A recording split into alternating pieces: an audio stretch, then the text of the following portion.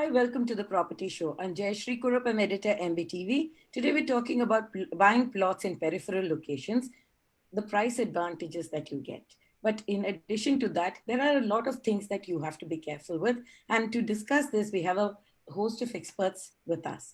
We have Aruna Kumari. She's Senior Partner, Kocher and Company in Hyderabad. Thanks, Aruna, for joining us. There's Koshi Varghese, who's MD of Value Design Build. He's from Bengaluru. And Maruti Yagide, he's director of My Bhumi Realty from Pune. So we've got three big cities where there's a lot of plot interest. And all three of them are talking about buying in peripheral locations. So let me start with Koshi. Koshi, do you see a lot of interest, more interest in the periphery than in the cities, than in the suburbs and city centers? And other than the fact that there is more number of units there, is price a big factor? Yeah, of course. Good afternoon. The price is definitely a factor.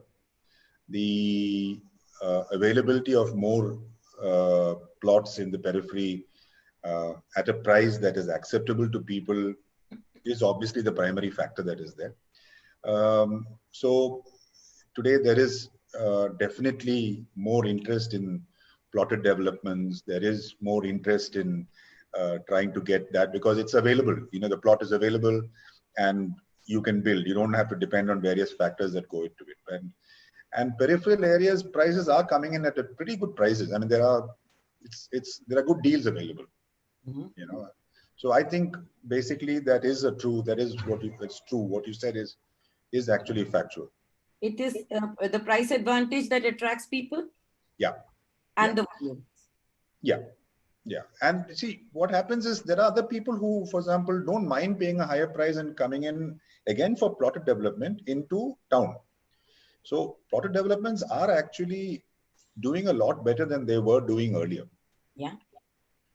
In fact, if you look at what's happened, what our research shows, that people are looking for, there is a huge interest in plots. It had been building up over the last 2 years. And during the lockdown, we've seen an enhanced interest in plots. Maruti, come in here and tell us what's the scene in Pune and what kind of people are looking for plots. And if you're looking for plots in a peripheral areas, what are the drivers? अभी क्या है, पुणे में IT industries है, 2-3 IT park है पुणे में. तो पुणे में लोगों को क्या चाहिए कि कम प्राइस में अपने को ज्यादा क्वांटम कैसे मिले, ये सोचते हैं. तो अभी पेरिफेरल में कैसा रहता है कि अभी पुणे में रिसेंटली 13 छोटे छोटे विलेज जो है पुणे के कारपोरेशन के आजू बाजू में आते हैं, उसको कारपोरेशन में अडॉप्ट कर दिया. अभी और 13 सिटीज छोटा छोटा गांव है वो लेने वाला है, वो उसका मतलब प्रिपरेशन चालू है. तो वो लोग क्या सोचते हैं जो इन्वेस्ट कर रहे हैं कि चलो वहां पे कारपोरेशन के आजू बाजू के जो गांव है वहां पे एक स्मॉल अमाउंट इन्वेस्टमेंट करेंगे, वही अगर कारपोरेशन में आ जाएगा तो उसको डबल तो छोड़ो ट्रिपल में ये उनका इन्वेस्टमेंट का बेनिफिट मिलता है. कितना टाइम लगता है डबल या ट्रिपल होने में? अभी वो ऐसा रहता है कि अभी पुणे में रिसेंटली लास्ट ईयर भी 13 विलेजेस ऐड कर दिए, अभी और 13 ऐड होने वाला है. ये मतलब अपना इसके ऊपर डिपेंड रहता है कि वो सिटी कैसे ग्रो हो रहा है, कितने इसमें ग्रो हो रहा है, वो उसके ऊपर डिपेंड रहता है. अभी पुणे में तो बहुत अच्छा मतलब रिस्पॉन्स है पेरीफेरी में इन्वेस्ट करने वाले लोगों को. Aruna, let me come to you.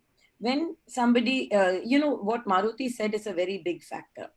People have gone and bought in peripheral areas, even where there is no legal due diligence, only because that cities are growing and slowly those illegal or not quite so legal properties are coming into the cities and into the municipalities, into the planned areas. Therefore, there will be some kind of approvals. There will be some, you're allowed to buy non-legal properties and get it legalized, right? How does this function, and are we moving towards an era of compliance? So that's a very timely question and issue that has been brought up by Magic Bricks. I must appreciate on this because I can say from Telangana perspective because I come from Hyderabad, and as you have rightly said, people are moving towards peripheral cities, peripheral areas. One, because there is so much improvement in terms of infrastructure, wherein the connectivity is now has been expanded and is made available to public. So in terms of metro, or the transport system has been developed by the governments, respective state governments. And also because people look at it as a big time investment. So one, the infrastructure being built and people can reach from any place to anywhere for their job, and they can also get a bigger home or a plot where they today they are investing in a lower amount, and tomorrow they can reap benefits out of it. That being the commercial, or the commercial aspect of it. Coming to the legal perspective, where you have rightly pointed out that people are really not looking at conducting a legal due diligence of these properties. One, because I must say, even in these peripheral developments are being taken up by the famous and popular brands, developers, also the named developers. So one, people trust that the developer must have already got the legal due diligence done for this property. And two, okay, and sometimes they, whether with knowledge or without knowledge, they buy these plots, and it can, tomorrow it will be considered as an illegal layout or something. So in Telangana, currently, there is something called Layout Regularization Scheme, LRS. So that has been brought up by the government, saying that, whatever the layouts that have been laid out, which actually at least meet the norms of the required layout norms, then those layouts can be regularized. People can pay a sum of money and then get their layouts regularized. So as you said, yes, on one hand, because people have knowingly or unknowingly got into troubles, yet government must have also given some or the other kind of approval. Okay, not in terms of the layout development, but maybe in terms of giving electricity connection, or laying a drain or something. Somewhere even there is lapse on the part of governments as well. So they recognize this, one, in the public interest, two, even to correct those illegal measures into legal. They are really taking up certain schemes like layout regularization scheme, etc. And people can pay a fee for that and get their plots regularized. You mentioned something very important, that at least the basic, approvals, or you meet certain basic standards. What are those basic standards? Like the width of the roads, the the open spaces that have to be left in a layout. So when a person makes a layout, a developer prepares a layout, then he has to take care of the open spaces that have to be left for the public use in the layout for the occupants or whosoever the owners.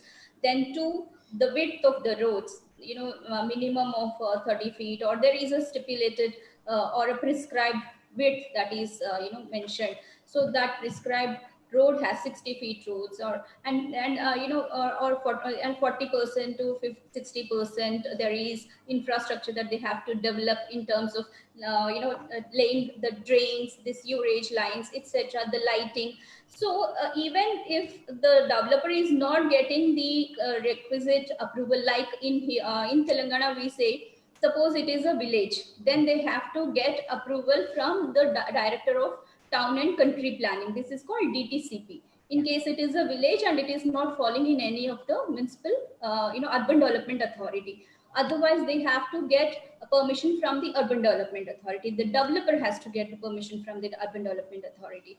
So at least, so in case when a developer goes to the development authority for permission to be, or for a sanction of the layout, the norms that the authority would prescribe for providing such approval, the roads, the sewage lines, the lighting, and the public park or the public utility purpose open spaces, etc. In case those norms are already taken care of by the developer, then such layouts are being regularized under these schemes.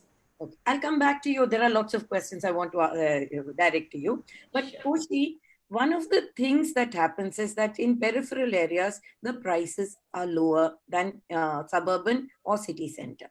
The reason why prices are lower, let me help me to dig deeper into that. One is that there is a lot of cost of compliance, right?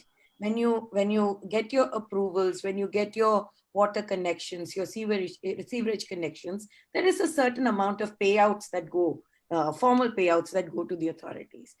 Because you're not doing any of that, the cost of land is, agricultural land is anyway lower than the cost of urbanizable land, right? Am I on the right track, or is there something more to this?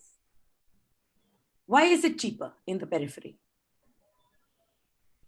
Are you asking Yes, Koshi, you. me?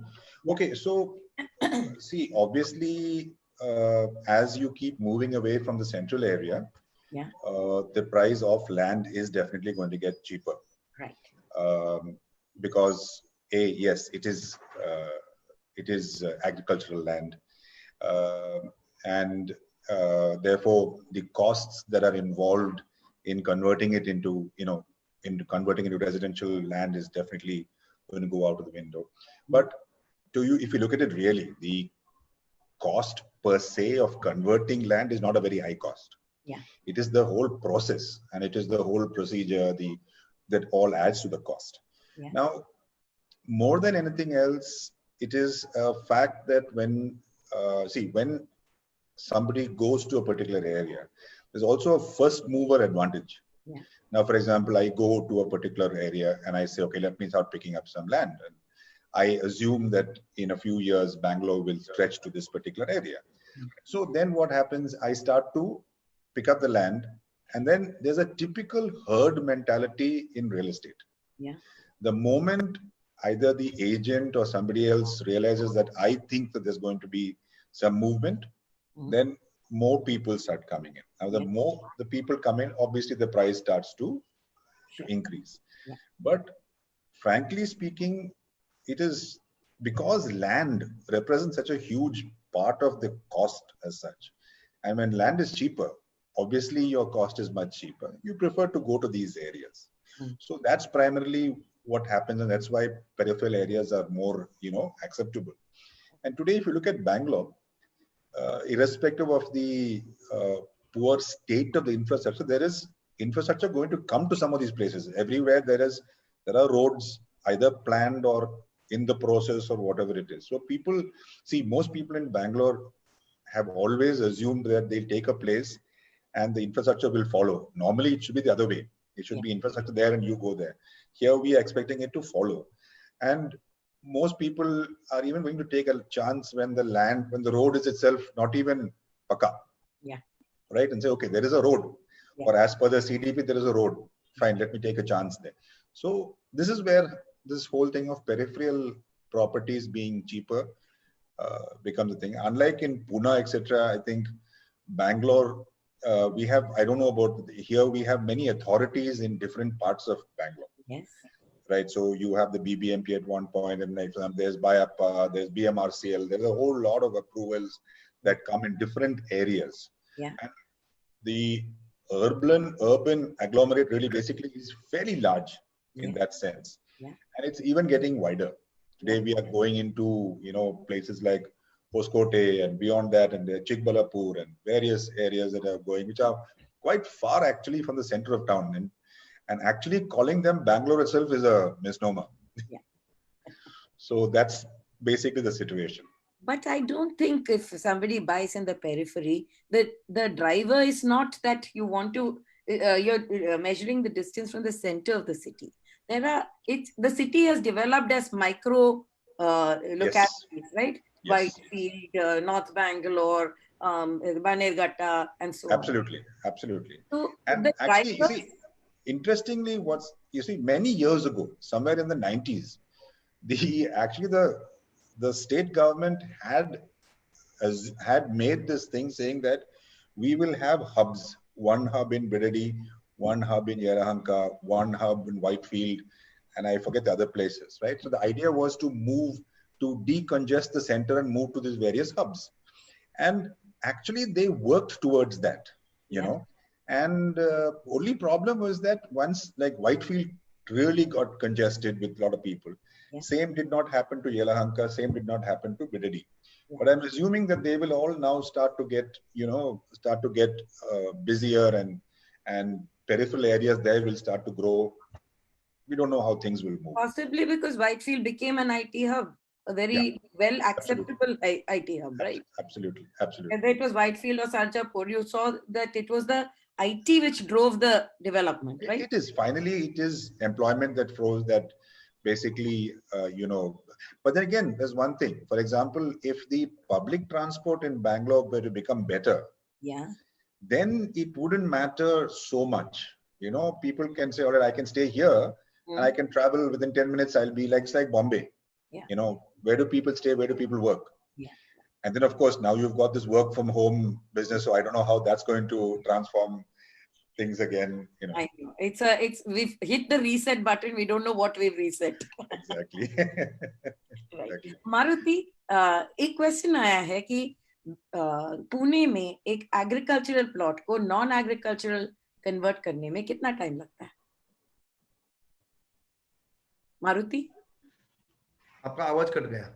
आवाज हाँ भी बोलो। पुणे में एक agricultural plot को non agricultural में convert करने में कितना टाइम लगता है? पुणे में कैसे बेसिकली ये गवर्नमेंट के ऊपर डिपेंड है। गवर्नमेंट अथॉरिटी कितना फास्ट करता है इसके ऊपर डिपेंड है। अभी कैसे पुणे के पेरिफेरल में पीएमआरडी करके एक अभी अपॉइंट किया है, तो पीएमआरडी में वो अथॉरिटी अर्बन में अलग है, सिटी में अलग है। तो लेकिन नॉर्मली 2-3 मंथ में एग्रीकल्चर टू नॉन एग्रीकल्चर में होना चाहिए। राइट, तो फिर एग्रीकल्चरल क्यों खरीदेगा? मतलब मैंने अगर किसी हब में खरीदा और हमने एक स्टडी किया, हमने देखा कि काफी कॉरिडोर्स में नॉन एग्रीकल्चरल लैंड भी एग्रीकल्चरल लैंड भी बिक रहा है, तो क्यों खरीदते हैं लोग एग्रीकल्चरल कि खुद कन्वर्ट करेंगे? नहीं, अभी कैसा है एग्रीकल्चर लैंड अभी पुणे में जो पेरिफेरल है वहां पे पीएमआरडी अथॉरिटी एक्वायर किया, गवर्नमेंट ने अपॉइंट किया है। तो पीएमआरडी हो गया मतलब वहां पे डेवलपमेंट हो गया, इंफ्रास्ट्रक्चर आ जाएगा। अभी तो वहां पे एग्रीकल्चर लैंड है, वहां पे विलेज है, तो लोग क्या सोचेंगे यहाँ पे पीएमआरडी ने ये विलेज एक्वायर कर लिया मतलब यहाँ पे बाकी का फैसिलिटी धीरे धीरे 2 साल में 3 साल में आ जाएगा। तो हम अभी पैसा वहां पे अथॉरिटी गवर्नमेंट ने अपॉइंट किया मतलब वहां पे अभी पैसा इन्वेस्ट करेंगे, 2-3 साल में अपने को उतना रिटर्न मिल जाएगा। उसके लिए वो ढूंढते हैं उसमें क्या कि कौन सा प्रोजेक्ट अच्छा है। पेरीफेरी में जाने के बाद उनको 40 एंट्रेंस रोड 40 फीट का होना चाहिए, सब रोड 30 फुट का, फिर 20 फुट, उसमें एमिनिटीज क्या क्या दिए है, ओपन स्पेस कितना छोड़ा है। अगर वो ये जो पीएमआरडी ने यहाँ पे 40 फुट का रिकमेंड किया है कि एंट्रेंस रोड 40 फुट होना चाहिए, मेन रोड जो है वो 30 फुट होना चाहिए। अगर वो हिसाब से अगर हम रोड जो प्लॉटिंग जिसका भी रहेगा, जो भी पेरीफेरी में ये रूल फॉलो करेगा, तो लोग वहां पे प्रिपेयर करेंगे। अपने एडवोकेट को पूछेंगे कि ये जो पीएमआरडी के रूल के हिसाब से तो सब रोड बीड छोड़ दिया है, उन्होंने ये किया है, तो अभी एग्रीकल्चर में हम परचेस करेंगे फ्यूचर में जब वहां पे आर जोन या कुछ अगर गवर्नमेंट जो भी वहां पे ये करेंगे तो वो अच्छा है क्या, तो उनका एडवोकेट ने सजेस्ट कर दिया तो वो ले लेंगे। एंड अगर कोई लैंड गाउठन लैंड है तब भी खरीद सकते हैं? हाँ खरीदते हैं ना, गाउठन रहेगा तो, और मतलब गाउठन के पेरीफेरी में ये तो सिटी का पेरीफेरी हो गया, गाउठन के पेरीफेरी में भी उसका रेंज रहता है 500 मीटर गाउठन का, 300 मीटर, गांव का जितना पॉपुलेशन है उसके ऊपर उसका रेंज रहता है। वो रेंज में लेंगे तो वो और अच्छा है और उसको बेनिफिट मिलता है। आप एक बार ये समझाइए कि गाउठन लैंड क्या होता है और उससे खरीदने में नॉर्मल लैंड खरीदने से कितना फर्क होता है? नॉर्मल लैंड में कैसे रहता है, अब अगर गांव से बाहर कहीं भी जगह ले लेंगे तो उसको वहां पे आप कुछ प्लॉट बनाएंगे, घर बनाएंगे या कुछ आपको जो भी रिक्वायरमेंट है उसमें परमिशन ज्यादा लगता है, मतलब खुद सब करना है। गाउठन की रेंज में रहेगा तो आपको वो रेंज में सब मतलब गवर्नमेंट ने एक्वायर कर दिया है कि वो रेंज में क्या क्या कर सकते हैं। अगर आपको जो चाहिए वो रेंज में अगर हो गया तो आपको बाकी ज्यादा जरूरत नहीं है। ग्राम पंचायत के एनओसी मिल गया और जो भी 2-4 डॉक्यूमेंट रहेगा उसमें आपको पूरा क्लियर हो जाएगा, टाइम ड्यूरेशन ज्यादा नहीं लगेगा उसमें। Aruna, in Hyderabad, when you look at the peripheral areas, at one point of time, any kind of land was being sold. Slowly, we're moving towards compliances, right? So when you buy in a area that is not planned yet, there's a likelihood of planning. What are the things that you should look for?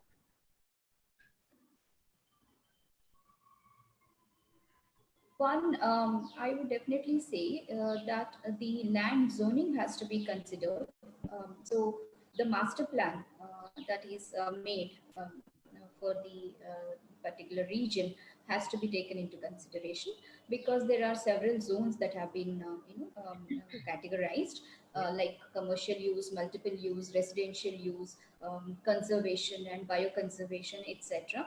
So one should not do or take up any development activity in certain prohibited zones like conservation or the bioconservation zone. So that is the primary lookout that the developer should have. And later the so you asked me about the I was saying, procedures.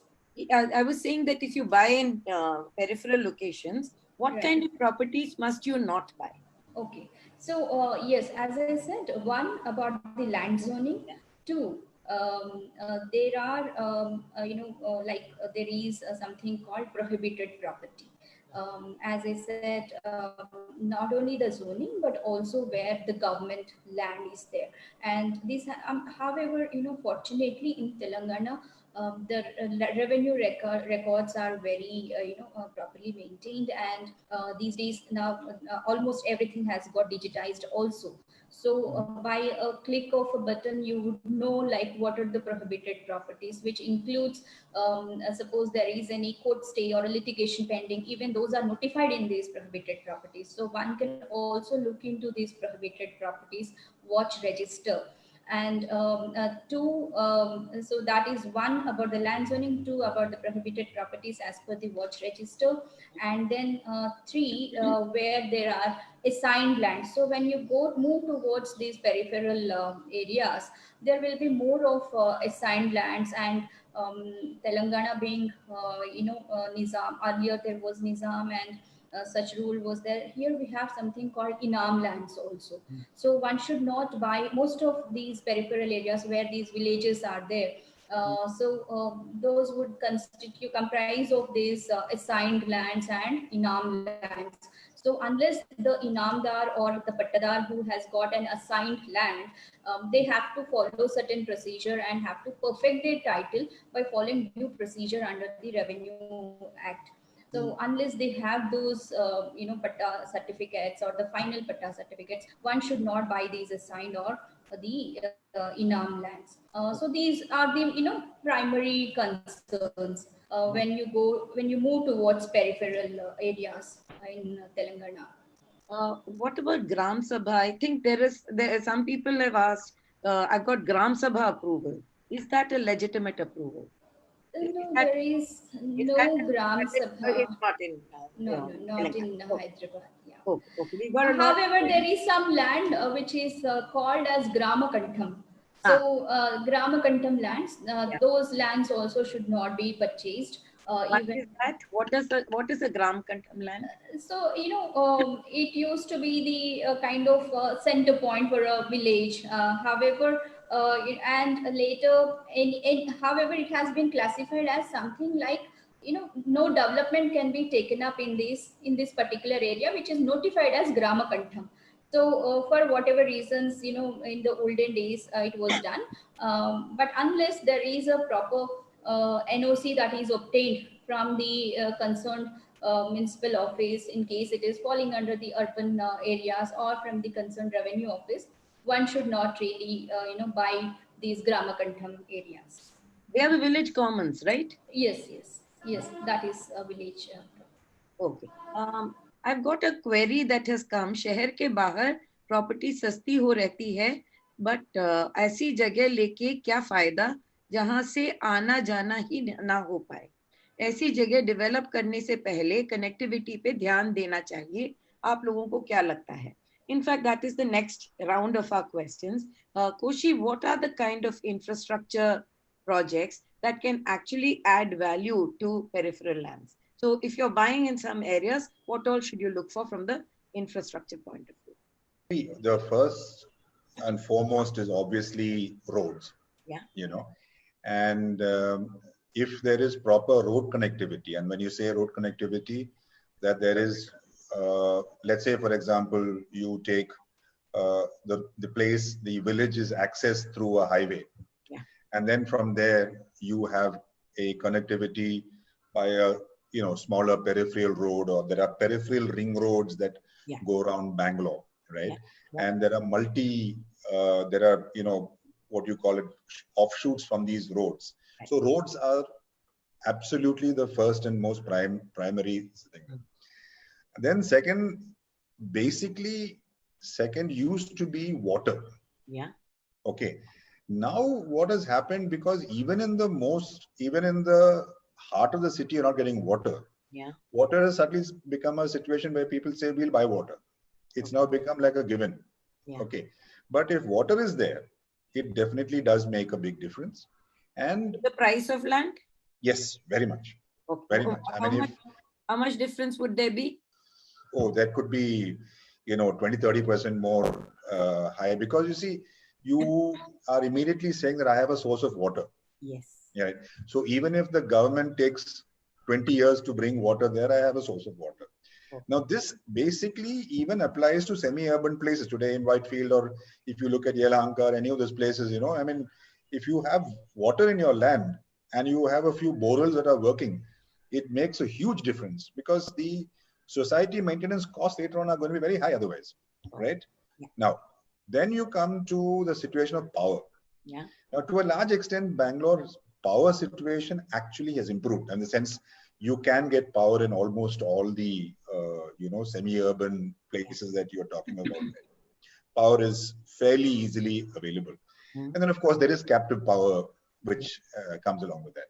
Now, when you look at that, basically these things, and then on top of that, you turn around and say, how far are we from where I have to go? Is there public transport coming? Yeah. But then I go back to my previous point, and I say that now with this new work from home business, whether I really even need to go out is another question. Right. Okay. Now, so when you look at it from that point of view, infrastructure is extremely important, no doubt. Yeah. But now, if, for example, it turn around and say, listen, I can sit in my village in some place and start working. I do not have to be in Bangalore. Then it takes this whole thing it completely changes the equation. Yeah. So where is the infrastructure? As long as I have, Wi-Fi, power or captive power, I can be wherever I am. I don't need to come down to be where you are.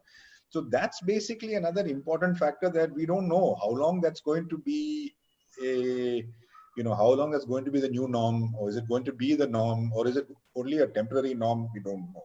Yeah. So when you look at it, one of the other problems that happens is basically Wi-Fi is a problem in rural areas, because you don't get the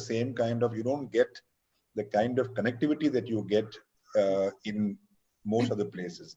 And that can be a problem unless it is solved, that yes, we'll ensure that you have Wi-Fi, you're able to get the kind of connections that are required for you to do work from home. Mm-hmm. And now with this situation happening, where across the country, people are getting extremely good, and cheap internet connectivity, that's basically it, but the flip side of it is how viable in terms of, how good these documents are is another story by itself, which we possibly will come to, later whenever you want to do that. Yes. That's basically my point.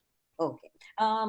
Actually, what are the risks? Does this mean that the peripheral land buying has actually come down or gone up? Or have you seen more land being picked up in smaller cities? What's the ground? No, smaller cities not. In fact, I was just talking to someone today.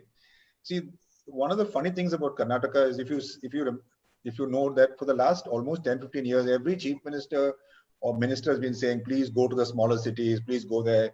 go to tier 2, go to tier 3 cities, start to develop them. But not even Mysore, which is the closest to Bangalore. Yeah. It's virtually like a Pune, Bombay, Mysore, Bangalore, has again, nothing much has happened, you see, and there is no real, but today, if you look at work from home, I could turn around and say, it'll be fantastic to live in Mysore. Yeah. And be able to work from there, because Mysore has extremely good, Wi-Fi system, and they are the first city, if I'm not mistaken, that had free Wi-Fi across the city. Yeah. So these things can make a big difference, because we still do not know. These can make a difference to smaller cities, and make huge changes to the way that land is being developed and where growth is being targeted. Actually, we are moving from 35% urbanization to about 50% urbanization in the next 10 to 15 years. If that is how it is going to be, the smaller cities have a big opportunity. Clearly, that opportunity has been enhanced by the COVID factor, where suddenly, from a very formal, rigid work culture, it has become a far more informal work culture. You can work wherever you are, so long as you're connected and able to perform. How this will pan out, it's too early to say. But let me continue this conversation. Maruti, अगर आप अब पूना ले लीजिए, 5-6 जगह हैं जहाँ पे बहुत जैसे हिंजेवाड़ी हुआ, towards the new airport, Chakan हुआ, कई जगह हैं जहाँ पे प्लॉट्स का बहुत डिमांड है. ऐसी जगह कैसे चूज करते हैं? जो आज का बायर है, वो एक जगह क्यों चूज करता है? उसके क्या पैरामीटर्स होते हैं?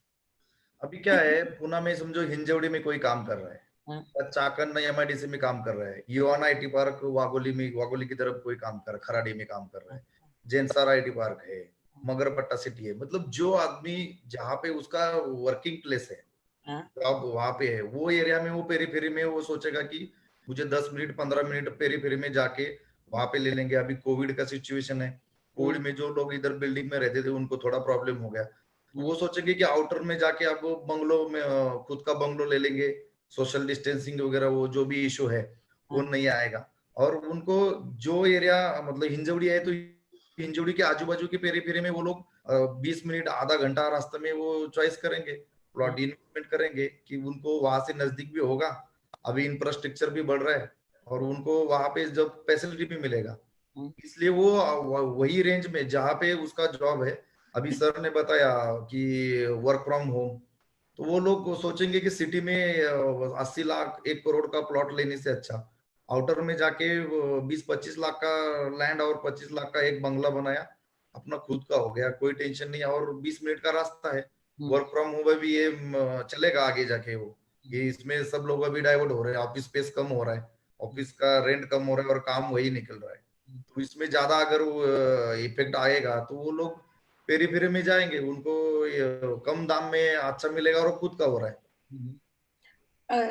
मान लो मैं मागरपट्टा में काम करती हूँ, और मगर मुझे लगता है कि चाकन में मुझे और सस्ता मिल रहा है. ऐसे इन्वेस्टर्स हैं जो सोचते हैं कि सिर्फ प्राइस उनका क्राइटेरिया है, ऐसे भी लोग हैं. है ना उनको मतलब लोकेशन से मतलब नहीं है. उनको प्राइस कहाँ पे हाइट मिलेगा, कौन से एरिया में ज्यादा डेवलपमेंट. अभी पीएमआरडी हो गया, अभी देखो पुरंदर में एयरपोर्ट आ गया, पहले चाकन में एयरपोर्ट था तो वो लोग ने वहां पे डेवलपमेंट के मतलब इन्वेस्टमेंट के लिए लाइन लगा था. राइट. वो अभी इधर मेट्रो स्टेशन कातरज की तरफ आ गया, खेड़शाहपुर में भी मेट्रो स्टेशन आ गया. तो वो लोग जहाँ पे डेवलप गवर्नमेंट जैसे डिक्लेयर करेगा, पीएमआरडी का उन्होंने डिक्लेयर कर दिया, रिंग रोड डिक्लेयर कर दिया, तो जहाँ पे रिंग रोड है वहां पे अपना साइड का डेवलपमेंट क्या क्या चल रहा है वो हिसाब से वो आगे जाते हैं. Aruna, sometimes infrastructure is promised, but the promised infrastructure does not happen. Like Koshi said, infrastructure always follows development in India. So what happens is what Maruti is saying. In Chakan, the airport was supposed to come, right? Now the airport, there was a lot of enhanced land values, huge interest in that area, and the airports veered towards Purandar. So it went away to another part of the city. When promised infrastructure does not come, same thing we saw in Ulve in Mumbai. The airport was supposed to come. It didn't come for close to 20 years. the value of land was already harvested, right? Is there anything that is there from the legal perspective that you would like to advise people? Infrastructure versus pricing. Well, definitely, even you would agree with me that there is very limited legal perspective to this issue. However, what I can say is that to the extent what, such a challenge or difficulty can be mitigated by public who are investing should know the real terms of the land price. I mean, they should not really go by such speculation. And suppose even here in Hyderabad, at a time there was a lot of promised IT development towards east.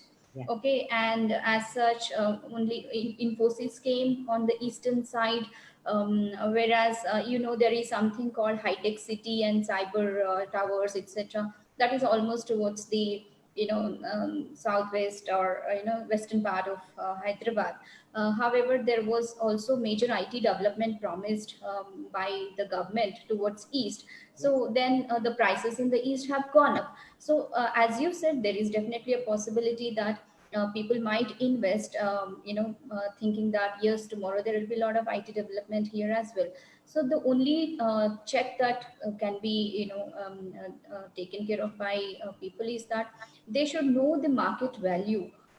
And they should not really go by these speculative measures. But there isn't much to the legal, aspect of it. But it is not because, see, in case this development is something that cannot be, that is not legally possible, then people can take, preventive measures. Like I can tell you, there is I can cite a very good example for this. In Hyderabad, there is a GO 111. There are two reservoirs, two lakes, around which there is a prohibition on development up to 10 kilometers, and then there is a catchment area. So as such, everybody is aware that this is a catchment area and there is no, there is no development that will be allowed in this area. Yet people invest. And, we have, so many people who have come to us for legal due diligence, and they would tell us, madam, this is in catchment area, yet you please do a, due diligence. I say, I mean, what is there? You know the report already. But still, let us know what we can really make out of this land tomorrow. I said, okay. I mean, I can only talk to the extent of limited extent of ownership and not about the marketability of this property.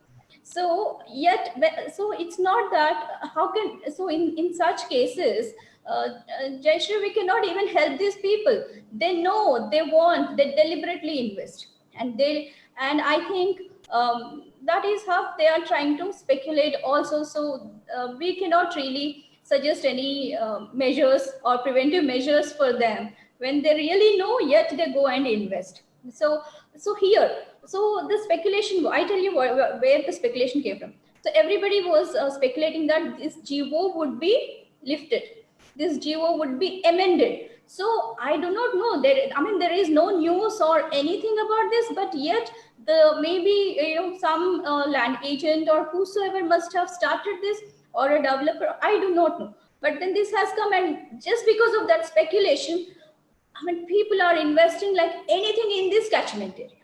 So It became Chinese whisper then. Yes. So that's it. I mean, we cannot really say that people can take any, we can suggest any legally preventive measures for such. Okay, let me pick up one more query that has come. What are the risks associated with buying plots in peripheral areas? Yeah, you may want to answer this. You want me to answer? Yes, please. Yes.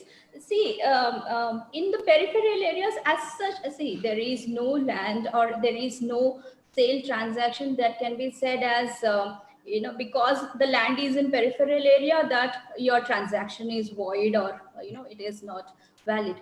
Anytime for any buyer, the basic and, the fundamental legal check has to be done by any buyer.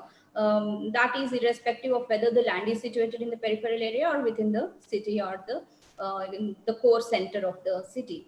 However, my only suggestion would be that please do not go for these lands where there is no conversion of agricultural to non-agricultural. Please do not go to these layouts where they do not have the Urban Development Authority approval or the Town and Country Planning Authority approval. And see, as you said, they buy and then they think that tomorrow the government will regularize this in some way or something, sometime later. So please don't go by such,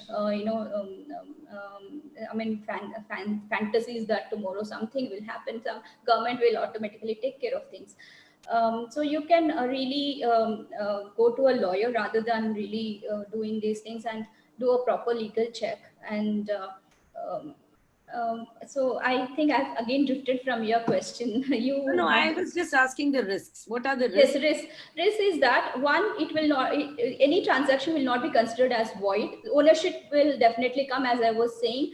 The ownership will come, but not the marketability. But tomorrow, any government land or any assigned land, as I was saying, assigned lands or the Inam lands, there is a possibility of the ownership will, that sale transaction itself being cancelled or considered as null and void.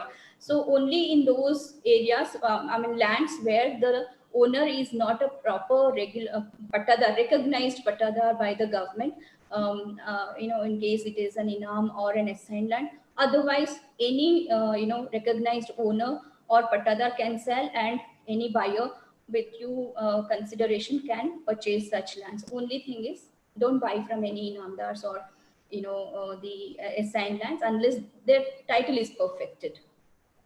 Koushik, can people secure finances through banks and financial institutions to buy land? And is that one way of ensuring the safety of your transaction? See, actually, for a long time, people were not actually funding land. Yeah. But now they have begun to do that.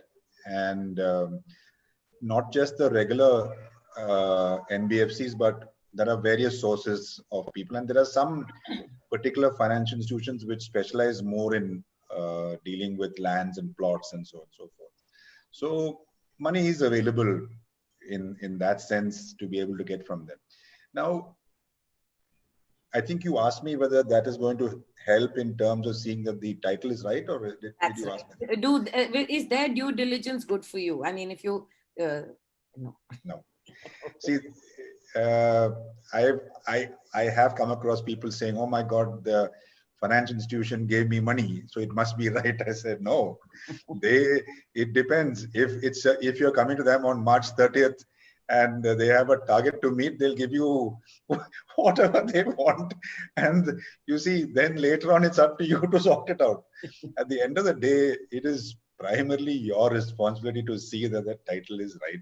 As Madam Aruna was saying, go to a legal consultant, give your papers. There are certain things to be checked.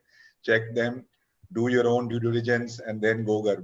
Don't ever assume that merely by getting finance or your property being financed, right, that this is the thing. Because tomorrow, if there's a problem for your property, the financer is not going to come and say, yeah, I financed it knowing your property. They say, sorry, you do whatever you want. I want my money back.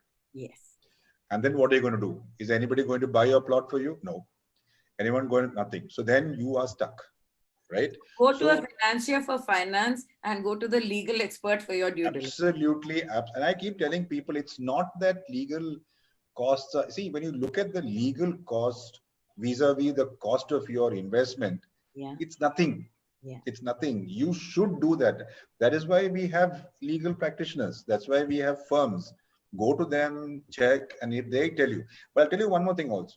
As somebody did say, there's never going to be 100% perfect land. So they will say, yes, prima facie, we are fine, we'll check, etc., right? I think you can go ahead. There are these one or two things which we can manage later. Yeah. Right. So that is a decision you may have to take. That is something that we need to take in terms of whatever you want. That they even tell us as developers when we are going to pick up land saying, 85, 90% of things right. There are one or two of these issues which you will have to handle and sort out. And yes, that's fine. So Khushi, when somebody buys a property, a piece of land from a developer, is that safer? Well, that's a tricky question because it it all depends. See, there is a very funny thing that is there. You see, just as I said that there are clients who make mistakes with buying land and not checking them, like Ms. Aruna said earlier, there are people who go pick up land on speculation. Yeah. And they are prepared to take the risk, right? And say, all right, let me see what will happen, because if it works out, it might just give me a bonanza. Now, when you do that, that means you yourself are taking a piece of land which is not necessarily developable. Yeah. Right. That is one part of it. This is knowingly doing it. Yeah. Second part of it is, I don't know how it is in Telangana and in Pune, but Bangalore, the confusion that has been caused by various agencies coming in and saying, take approval from me, take approval from me, take approval from me, has confused the situation so much. Right now, for example, at one point of time, you had either, if you were in the city, you took it from the municipal corporation, and if you were outside, took it from the Gram Panchayat or the CMC. Yeah. Right? Then now you have so many different people, and then you have, to make it worse, you have the forest department saying, sorry, I should never have given, you should never have had land, developed this land over here. I would never given permission. So these are problems that are actually more worrying than anything else, because there is this fine print. For example, when KIADB acquires land, right, there is a fine print that says that if I have taken the land from them, I cannot give it to somebody else saying you develop it into residential land now. I have to go back and offer it to the original owner, who has the first right to say, okay, I can take the land, or I can't take the land. Then you go and do whatever else you want. This is something most people didn't know. And areas like Sajapur Road and all got really, at one point there was a mess till government stepped in and did some, cooling off. But this is a huge problem that we still do not know who. See, unlike Telangana, I don't know about Pune, but I believe that Telangana is so far ahead of us in terms of its ability to, be very clear about what are things. Yeah. We face that problem in Bangalore. Yeah. We really face that problem. I would actually say that Telangana is very rapidly evolving into a cleaner land market, because the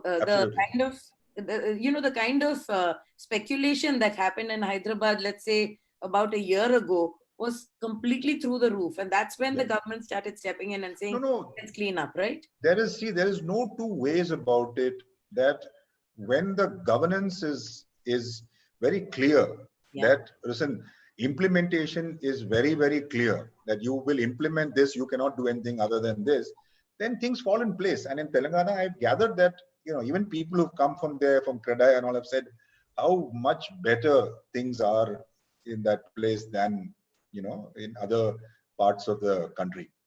Really. Okay. Maruti, एक query आया है.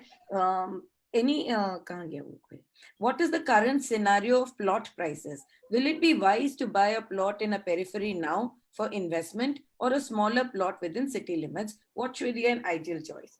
City में खरीदना चाहिए छोटा plot, periphery में खरीदना चाहिए बड़ा प्लॉट, किससे ज्यादा फायदा होता है? अगर सिटी में आप खरीदेंगे तो उसका जो प्राइस बढ़ेगा, वो लिमिटेशन आपका 20%, 25%, 30% तक है 2-3 साल में. और आप आउटर में जाएंगे तो आपको 50% प्राइस बढ़ सकता है. लेकिन आपका सिक्योरिटी किस में है? आप पूरा मतलब इलीगल सिटी में है, वहां बाहर में पेरी में जा रहे, वहां पे सिक्योरिटी क्या है?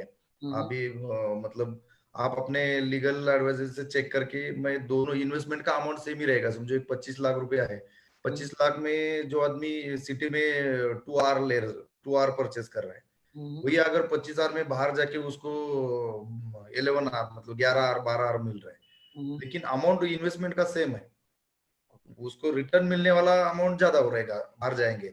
लेकिन Right. बाहर का सिक्योर कितना है वो उसको क्रॉस चेक करना पड़ेगा।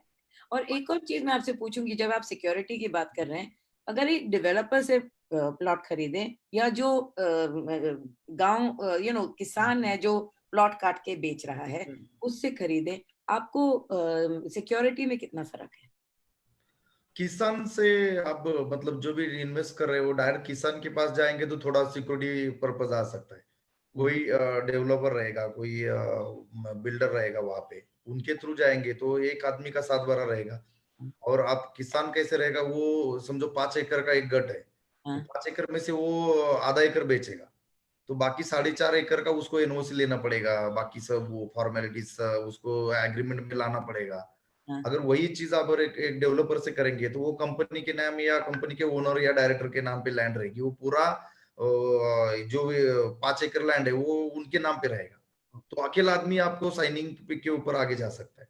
अगर आप किसान के पास जाएंगे तो पूरा गट लेना पड़ेगा, बाकी का एनओसी ये सब वो खुद करने में आपको पैसा ज्यादा जाएगा और तकलीफ भी ज्यादा आएगा, लीगल में प्रॉब्लम रहेगा। आप एक आधा लीगल एडवाइजर से बात करके डेवलपर के पास गए, उनका मतलब मेजरमेंट मोजनी हुआ है कि नहीं, उसका क्या क्या कप रत आया है कि नहीं, उसका लेआउट बराबर है कि नहीं, वहां पे कौन सा अथॉरिटी है, कलेक्टर है या रूरल डेवलपमेंट है या पीएमआरडी है, वो अथॉरिटी के हिसाब से उन्होंने सब रास्ते छोड़े, लेआउट सैंक्शन है या नहीं है, वो सब चेक करेंगे और आप वो परचेस करेंगे तो आपको कोई दिक्कत नहीं आएगा। भले वो डेवलपमेंट कितना हाइट रेट बढ़ेगा नहीं बढ़ेगा बात नहीं, लेकिन सिक्योरिटी तो पक्का मिलेगा।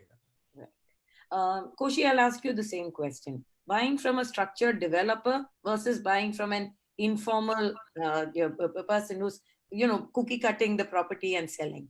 What are the advantages, disadvantages? Obviously, it is better in terms of you're assuming that there is going to be that infrastructure within the layout is going to happen when it comes to a regular developer. Okay. Yeah. Now, so that is one of the assumptions. Right. And that whatever is done inside is done properly. There'll be maintenance. There'll be a clubhouse. There'll be all these kind of facilities that are there. Power will come, etc., etc. Underground drainage. Now, at the end of the day, it being a developer or a reputed developer or part of a basically a member of a group, I mean, let's say a member of a trade body, certainly the risks are less. However, there are, for example, in Bangalore, many people who are pretty good at layout development, whose strength is basically layout development. Yeah. And they have spent most of their time, most of their career doing layout development. And I find that they actually end up doing pretty good work compared to the developer. And they're able to give a product that is cheaper and as safe as a regular developer, because the regular developer has a higher cost, right? So there are people who are, I mean, I know of many people. In fact, if you look at Bangalore, across the city, there are many layouts which are named after certain people who have been actually, and these certain people have got a layout as their prefix to their name also. So it's like surname is their name and the first name is layout. So there are people like that who have done amazing number of layouts in the city, right? And have done it well. And another important fact, I'll tell you, is that when you're dealing with a layout person sometimes, or a smaller developer, or let's say that, the problems are more easier to handle and solve than if you go to somebody who is far bigger. Because here what happens, that guy himself is involved in the buying of the land and everything, and is fully aware of the problems. So knows how to sort it, how to tackle it. Whereas in the other case, what happens, there's a third party, there's an agent who comes. See, you won't see a big developer going and tying up. There'll be somebody who will go and tie up the land. There'll be like a land aggregator, that person. And that person may not tell you what are all the problems that have come in over there and so on and so forth, right? So those issues have come up even today, where suddenly somebody has a plot.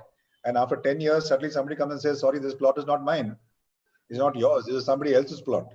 The number itself is not or not of the same thing. And this is happening to bigger guys because they don't go in themselves and look, they find somebody to do it for them, and this happens.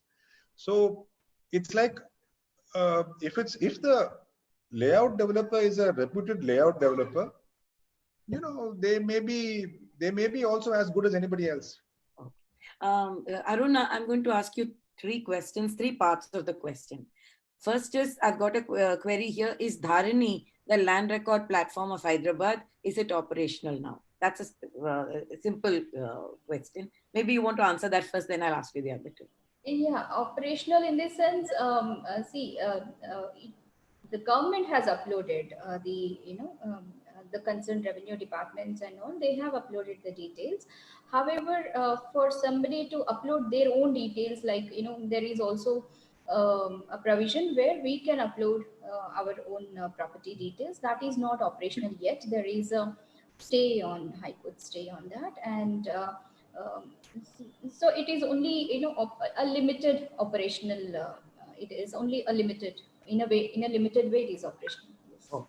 The second question I've got is, how is demarcation of plots done in a plotted development? Does a buyer need to check this? This is an important question, taking off from what Maruti said, that if a agriculturist has, say, 5 acres of land and he only chooses to cookie cut half an acre, the entire 5 acres is in his name, right? You have to look for approvals of how he has sold this property. So help us understand what are the ins and outs of that, the legal ins and outs of that.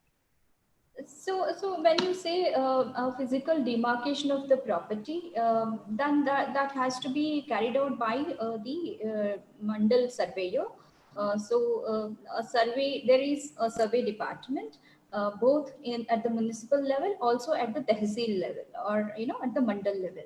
So there will be a surveyor, and we have the concerned person, whosoever wants to buy or has purchased a plot of land, at least a parcel of land from a farmer, has to make an application to the government surveyor asking him to demarcate this particular portion of the land out of the big chunk of the entire parcel, and then give it a sub number. Suppose there is a survey number by 22.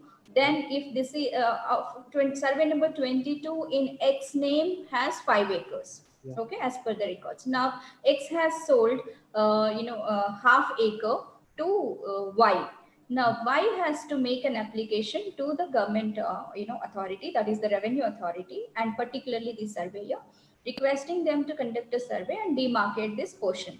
So the government authorities will issue notices to the the neighboring the owners, that is the owners on the boundaries, and then they will conduct a survey. They will measure, they will do a physical measurement. Then when the physical measurement is done, then this will be demarcated by laying a proper fencing of that particular piece of land.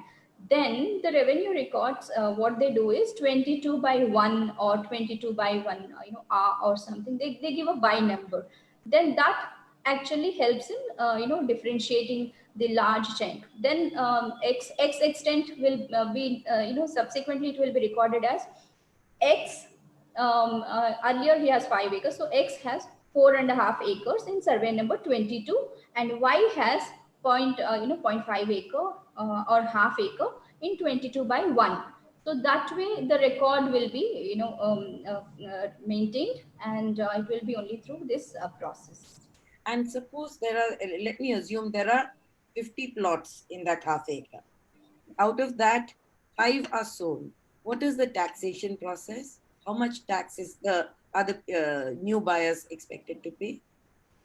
So when you say tax, in Telangana, there is no ground tax as such. There is, and even for agricultural land, there is no tax. Unless there is a construction made, then the property is assessed and then the tax is levied. Otherwise, there is no ground tax or the agricultural land cess that is collected in Telangana. Okay. So that is one. If you mean to, if you really mean tax.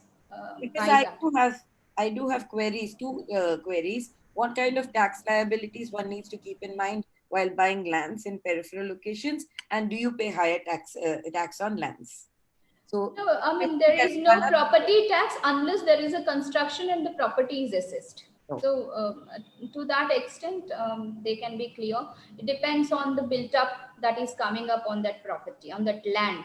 But there is no land tax as such, ground tax as such. what about Bangalore, Karnataka? Ushi? Ushi, you're on mute. Yeah, same thing, Jayashree. There is no special tax or anything of that sort. You know, if you construct, of course, you have to pay property tax for that. Yeah. And if you are getting an approval for construction, obviously you pay ground rent and all these kind of things along with it. Other than that, there is nothing. There's nothing. Maruti, Maharashtra में कोई taxes है land पे? नहीं, खाली only purchase पे, जो भी land purchase पे सेल डीड का जो रहता है उतना ही, बाकी कुछ नहीं. So Ravi, who has asked these questions about tax, there are no tax liabilities when you purchase land. You have to pay the ground rent when you're getting all your approvals, but that other than that, only the built-up property attracts tax, right? Yeah. Okay. I could have asked 100 more questions. I think land is such a fascinating subject, and each one of you is such an expert in your domain that it's great to have you here. But I think the important thing is that consumers are asking these questions and these need to be answered. More than anything else, I would say that today's session has addressed a whole host of queries. The conversation has just begun. We would like this conversation to go forward. Thank you so much for watching the Property Show. Thank you. Thank you very much. Thank you. Thank you, Maruti. Thank you, man. Thank you, Jayashree. Thanks. Thank you.